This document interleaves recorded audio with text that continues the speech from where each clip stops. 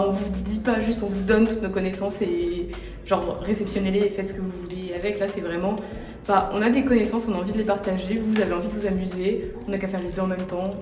Bénéf pour tout le monde. Je m'appelle Lisandre Journiac et je suis doctorant du coup en 2e année au laboratoire d'écologie alpine.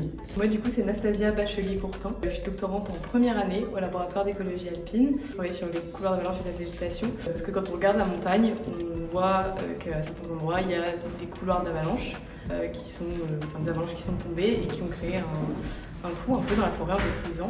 Et moi je m'intéresse à la végétation, donc comment ces milieux-là, s'il n'y a plus de forêt, qu'est-ce qu'il y a dedans. Du coup moi je travaille sur les plantes médicinales dans les Alpes françaises. J'essaie de comprendre un peu quelle est la diversité de plantes qui est actuellement cueillie pour des usages médicinaux. Et ça dans les Alpes françaises parce que les régions montagneuses, c'est des régions où il y a une forte diversité de plantes et aussi de longues traditions de cueillette. Et à côté de ça, j'essaie de comprendre aussi quels sont les impacts à plusieurs niveaux de tout ce qui va être changement climatique, changement d'usage des sols, etc. Et aussi ajouter à ça l'impact potentiel des cueillettes pour comprendre un petit peu le futur des populations de ces plantes-là. Une avalanche, c'est un processus gravitaire donc qui est lié à la gravité. C'est de la neige qui tombe le long d'une montagne et ça part en fonction de plein de paramètres, des paramètres de terrain, des paramètres météo et un petit peu de végétation aussi. Donc on a une zone de départ où l'avalanche se déclenche et où ça va commencer à glisser. Après toute une zone où l'avalanche prend de la vitesse et tombe et après une zone d'arrêt. C'est plutôt une transformation. Forcément, il y a destruction, par exemple, s'il y a des grands arbres qui sont emportés par des grandes avalanches, ça va détruire ces grands arbres. Mais à côté de ça, il y a de la végétation qui repousse.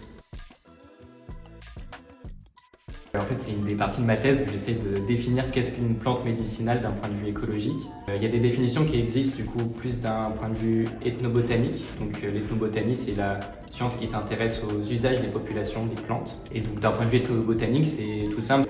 Le fait qu'il y a certaines plantes qui sont cueillies pour du coup des usages médicinaux, donc pour se soigner. Et à côté de ça, il y a aussi une définition qui est plus pharmacologique où là, on va faire des tests sur ces plantes et essayer de voir quelles sont les molécules qui sont présentes dans ces plantes qui ont une efficacité médicinale. Mais d'un point de vue écologique, il n'y a pas de définition pour l'instant. Et moi, c'est ce que j'essaie de comprendre. J'essaie de voir si ces plantes, elles ont des caractéristiques qui sont communes. Est-ce qu'elles réagissent de la même façon aux perturbations? Est-ce qu'elles ont un peu les mêmes rôles dans les écosystèmes? Moi, je travaille sur 770 espèces à l'échelle des Alpes françaises, donc c'est vraiment énorme, c'est à peu près 20% de la totalité de la flore des Alpes françaises. Par exemple, on a la gentiane jaune ou l'arnica des montagnes. Et puis après, par exemple, nous à côté, on a la chance d'avoir la chartreuse. Forcément, on peut pas, en plus, nous, on avait un peu le challenge de cumuler 2 thèses en même temps, donc déjà une seule c'est compliqué, avec 2 c'est encore plus dur.